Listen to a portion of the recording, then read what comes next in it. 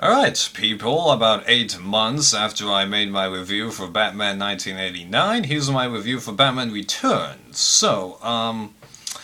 As I alluded to, at the end of Batman 1889 review, I had seen this movie a good amount of times when I was younger, and was disgusted at a lot of events that happened in there, such as all the blood involving when Penguin bites the guy's nose, or was bleeding at the end.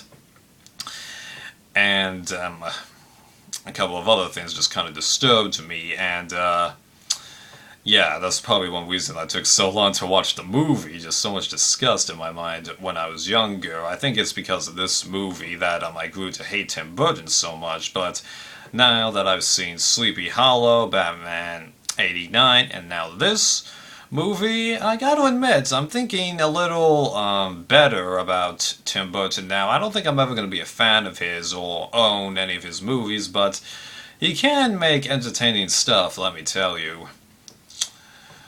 Right. So as you gathered, I am glad that I rewatched this movie because I got a much better read on it than I ever did as a youngster. Some of it was positive, some of it was negative, and hopefully I'll be able to tell everything that I want to in this review, because I got a lot from here, and I can't remember everything, no matter what I do, yeah. So, as I think most people know, there's generally just two groups of people involved, that perceive this movie. There's people that really like the movie, and people that really dislike the movie, and, I'm gonna be honest with you guys. I'm somebody that doesn't like the movie, but I do get why it has its fans, and I was entertained by it because there was just this feel to the movie that it's just a very unique piece of work, a very good mix of Tim Burton movie mixes in with a Batman universe and produces a fairly unique and, let's be realistic, a very interesting product with regards to, all the character progressions and characteristics in this movie, and just what overall happened to the plot of the movie, and just, yeah. This is definitely a movie that's good as a discussion topic, but unlike other movies I've mentioned as good discussion topics, it definitely is a lot easier and more fun to talk about, even if you're like me, who doesn't completely like the movie. Now, why did I not completely like the movie? Well, one, I don't really like all the sexual innuendos that happen in this movie. Yeah, I'm amazed that, I saw it as a youngster and went through that, even though I'm too young to understand. Just still, really? And there were character problems that I had in this movie, like how Bruce Wayne is still a bit of a blumbering idiot, but I'll get back to him. There is a lot of stuff going on here, although I believe it is better than what I remember for Spider-Man 3. I need to rewatch that movie.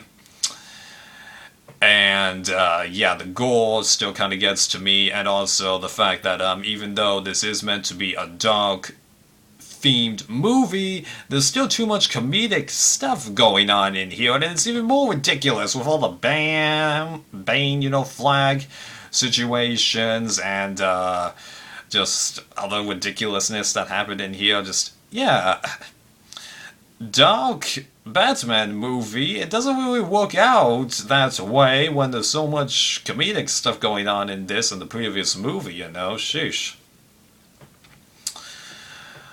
But, yeah, I was entertained. I'm pretty sure I actually got through this movie in one setting. Maybe it was two, but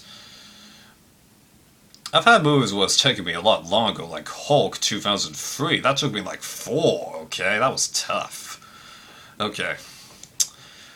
So, let's dive into my thoughts a bit more about various other things that take place in this movie. So, Michael Keaton in this movie, I like how his character seems to matter a lot more in here, because in 89, that just felt like a movie describing events that were taking place throughout Gotham, and that Batman just happened to be there. And that Bruce Wayne was a blubbering idiot. Well, he did still feel like a blubbering idiot, Bruce Wayne, in this movie, but there was a lot more purpose to it, and by the end, you get the idea that he has a little more confidence in himself as Batman more than Bruce Wayne, but still. And now that Bruce Wayne plays the businessman aspect a little bit more in here, it just felt better, you know? Yeah. Although I do hate the moments as Batman where he goes around as a blumbering idiot because he nuts Catwoman to death. She goes, "But how could you? I'm a woman." And he goes, "I'm sorry. I didn't mean..." Really? But you saw what she was trying to do? It just... Really? Oh, please. That was just ridiculous. Oh, man. And like how he rips his Batman mask off, you know, when he's trying to confront Selina at the end. He didn't have to do that. She knows you're Bruce Wayne. Come on, okay? You just exposed your identity needlessly to somebody else. Just like you didn't have to tell the Joker in the previous movie that you're a Batman, you know? Come on, really? Let's move on to Selina Kyle, and here I'm more comfortable calling her Selina Kyle in here than Catwoman, even though I think I will mention her name as Catwoman. Well, at first, the character is just, you know, totally stupid. Just, you know, not a nice personality to watch, and like, how does she get into that kind of role? You know, just ultimately useless, but then she has the accident, and then goes through a mental phase where she suddenly almost changes her personality and becomes Catwoman, and yeah, she ultimately turned out to be pretty interesting given her dual relationship with Batman and Bruce Wayne, as you know, all these different incarnations of the characters, Catwoman, Batman, Bruce Wayne, Selina, mix up. And that's the very interesting thing about Catwoman that I've seen or heard about in various Batman portrayals, just all this weird dynamic that they have, because they are on opposite sides of the law, and yet they sometimes, you know, just can't decide where they stand with each other, and it was like that through here, you know, because Bruce Wayne was attracted to her when he thought she was just Selina, then opposed her when he thought she was just Catwoman, but once that the same person wants to stop her, feels sorry for her, tough.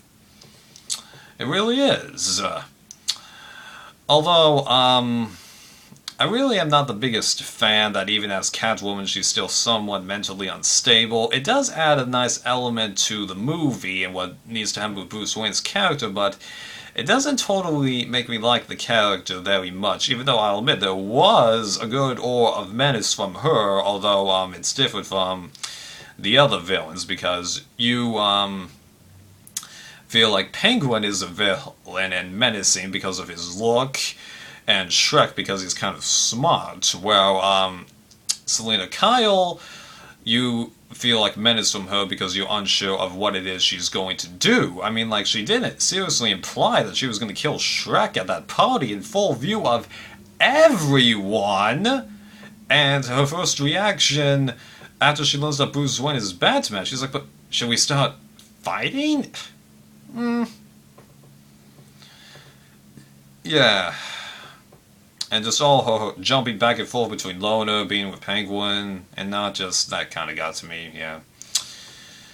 Touching upon Penguin and Shrek here, I did like the dialogue that was happening between these two, because over the course of the movie, they gradually accumulate enough, well, evidence or influence to totally destroy the other, but the other one could easily take them down with them, and it just won't be a good result, really, to either one of them, even though Penguin is obviously more favored than Shrek. But yeah, it does show that you can have two villains, and arguably a third, or just an anti-hero, depending on how you view Catwoman, and turn out a nice product, although, like I said, it is kind of rushed. Yeah. And I gotta admit, the deaths for these characters, I don't totally like how just simply they went out, because, like, it seems like Penguin dies just because he's on the duck thing, and he just crashes in the middle of the lagoon, but then just bleeds out. Just, really? That's just too simple. And even when I watched it, I was like, you're that hurt that you're bleeding out? Huh?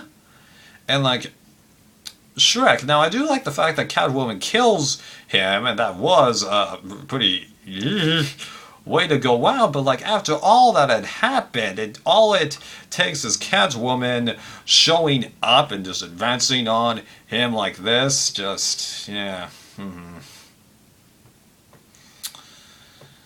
yeah.